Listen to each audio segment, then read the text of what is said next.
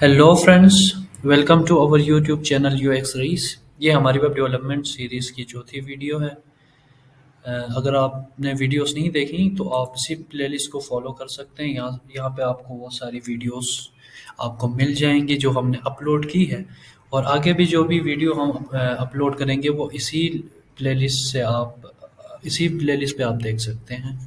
बगैर टाइम ज़ाया किए हम अपनी स्क्रीन की तरफ चलते हैं और कुछ और HTML के बारे में कुछ चीज़ें और पढ़ते हैं। तो सबसे पहले हम फ़ोल्डर बना देते हैं कोई भी HTML। ये चौथी वीडियो है तो मैं फोर्थ में दे देता हूँ। अब इसको VS कोड के साथ ओपन करेंगे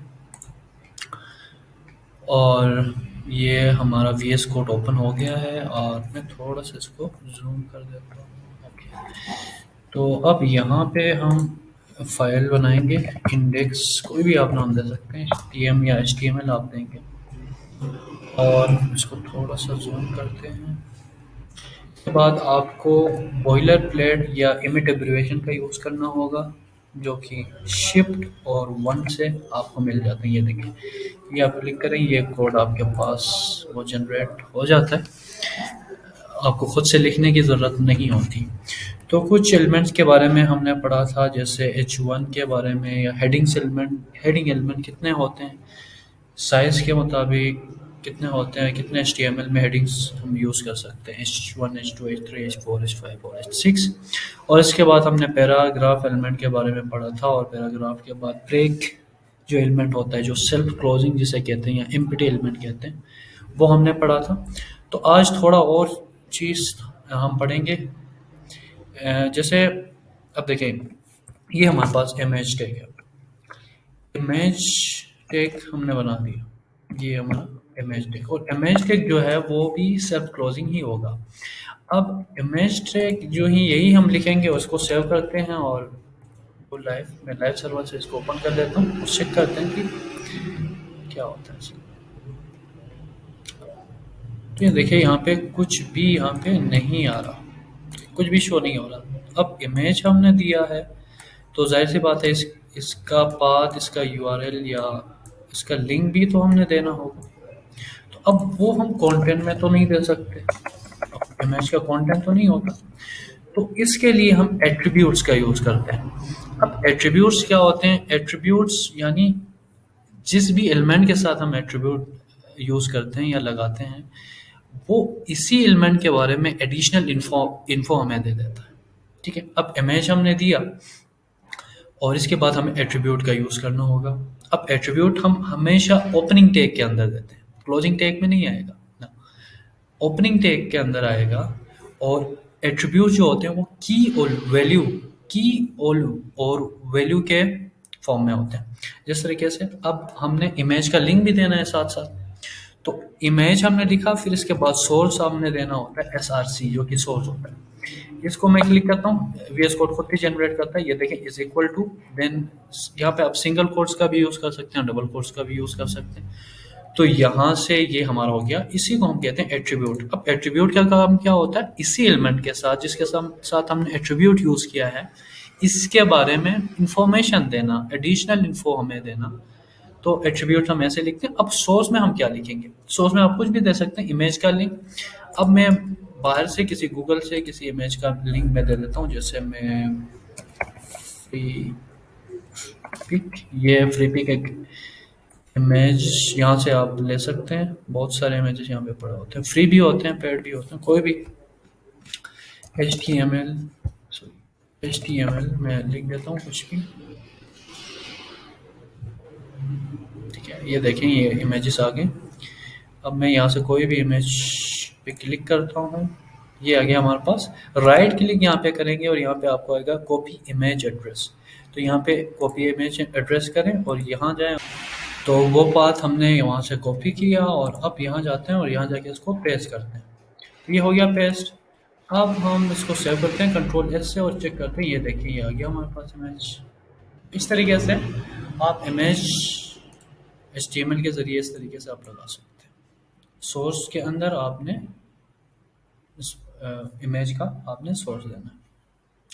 तो इसी तरीके से आप इमेज का लिंक दे सकते हैं। सोर्स के अंदर आप इसका पाथ सेट करेंगे, देन और हाँ, इमेज टैग जो है वो सेल्फ क्लोजिंग है, इसका क्लोजिंग टैग नहीं होता क्योंकि इसका कंटेंट खुद इसके ओपनिंग टैग के अंदर ही है। यानी इमेज टैग हम यूज़ कर रहे हैं, उसके बाद सोर्स हम दे रहे हैं, तो ये शो हो रहा है।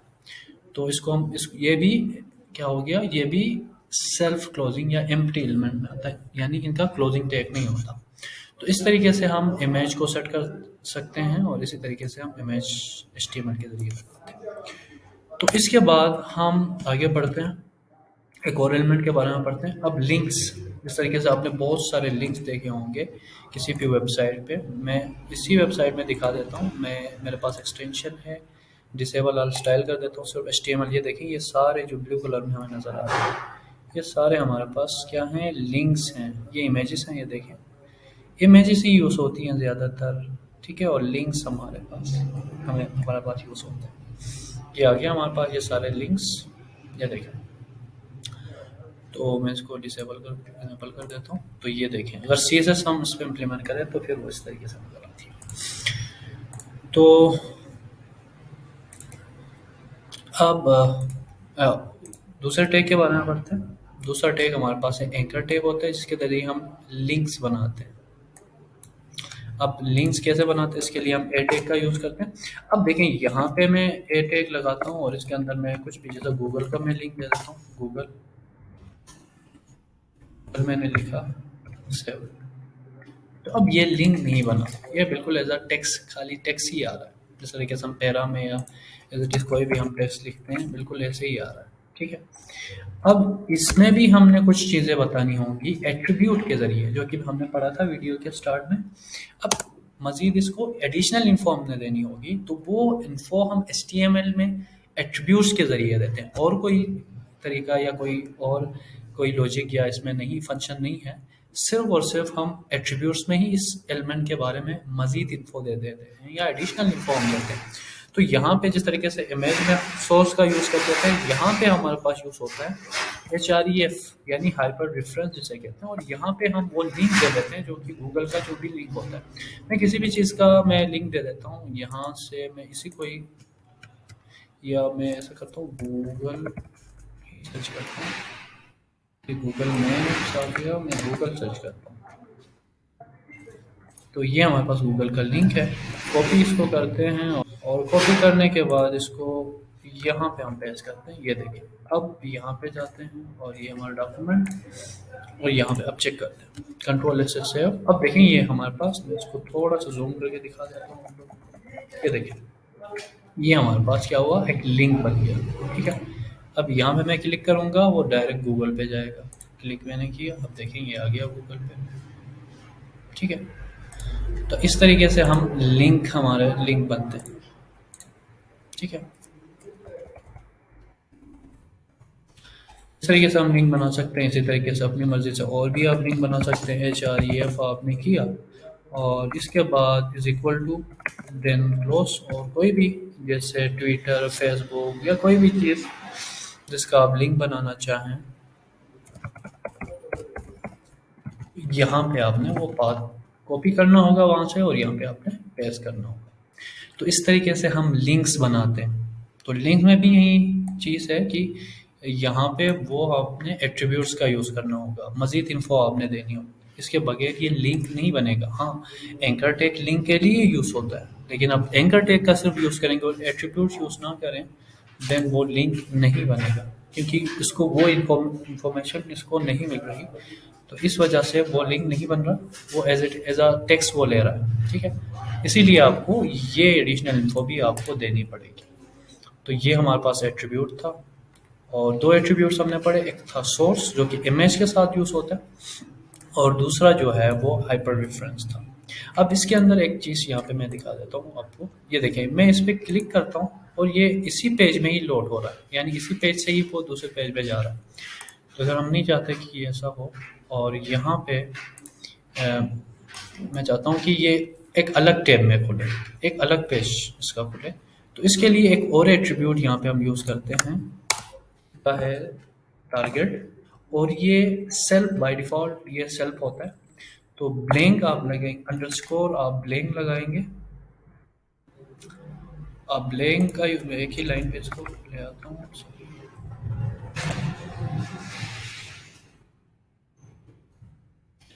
ऐसे ही, ठीक है। अब देखें मैं सेव करता हूँ। अच्छा ये हमने लिंक बनाया, इसकी अभी ज़रूरत नहीं है।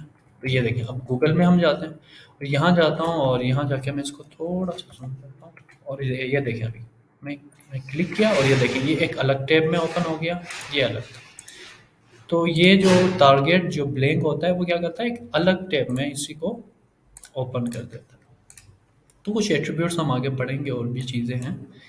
तो ये हमारे पास एंकर टैग था, ठीक है। अब इमेज टैग के बारे में थोड़ा सा एक और चीज़, इमेज ये देखें ये खुद ही हमें दे देता है सजेशन। सोर्स में आपने क्या देना होगा, इमेज का लिंक। और एक और एट्रीब्यूट यहाँ पे आ रहा है, ये देखें ALT। अब देखें मैंने कोई गलत कुछ भी मैंने पाथ सेट नहीं किया, तो कोई भी ऐसी चीज़ मैंने लिखी जो कि गलत था, या मैंने पाथ दिया था लेकिन वो लोड नहीं हो रहा था या कुछ और चीज़, तो देन हम आल में एक चीज़ लिखे, आल यानी अल्टरनेटिव टेक्स्ट जिसे कहते हैं। अल्टरनेट में जैसे मैंने किया कहा कि इस इमेज के बारे में थोड़ा बताया, जैसे माई प्रोफाइल प्रोफाइल। अब सेव करता हूँ, ये देखें अब इमेज तो लोड नहीं हुई क्योंकि यहाँ पे हमारा लिंक या सोर्स हमने गलत दिया था, या इमेज ब्रेक हो रही थी, या इसका लिंक ब्रेक हो रहा था। तो देन जब लोड नहीं होता देन आल्ट टेक्स्ट चलेगा, और आल्ट टेक्स्ट में वो चीज़ इसी इमेज के बारे में बताएगा, अल्टरनेट यानी कि ये जो इमेज है वो प्रोफाइल है किसी की। लेकिन अगर मैं यहाँ जाऊँ और यहाँ जाके बिल्कुल जो पहले हमने इसको कॉपी किया था इसी को मैं कॉपी करूँ और यहाँ जाके इसको पेस्ट करूँ, देन वो ऑल्ट में अब नज़र नहीं आएगा, ठीक है। अब वो नज़र नहीं आएगा, अब वो नज़र नहीं आएगा। अब देखें यहाँ पे आल्ट एक नज़र नहीं आया, लेकिन यहाँ पे जाता हूँ कुछ गलती मैं लिखता हूँ अपनी तरफ से, इस लिंक को ख़राब कर देता हूँ, ये अभी भी चल रहा है। लेकिन मैंने फिर दोबारा इसको ऐसा किया, देखें अब वो आल्ट यानी अल्टरनेट, जब इमेज लोड ना हो देन वो टेक्स्ट बताएगा कि ये इमेज है क्या। कभी नेट स्लो होता है या इमेज लोड नहीं हो रही होती तो देन हम इसी का यूज़ करते हैं। तो ये कुछ चीज़ें हमने पढ़ी, तो उम्मीद है आप सबको या समझ में आ गई होंगी ये चीज़ें। तो अगली वीडियो में हम थोड़ा सा और इस चीज़ के बारे में पढ़ते हैं। तो तब तक के लिए अल्लाह हाफ़िज़, और प्लीज़ अगर आप चैनल पे नए हैं तो चैनल को सब्सक्राइब करें, अपने दोस्तों के साथ शेयर करें, लाइक करें, और कैसी लगी आपको वीडियो प्लीज़ कमेंट करें।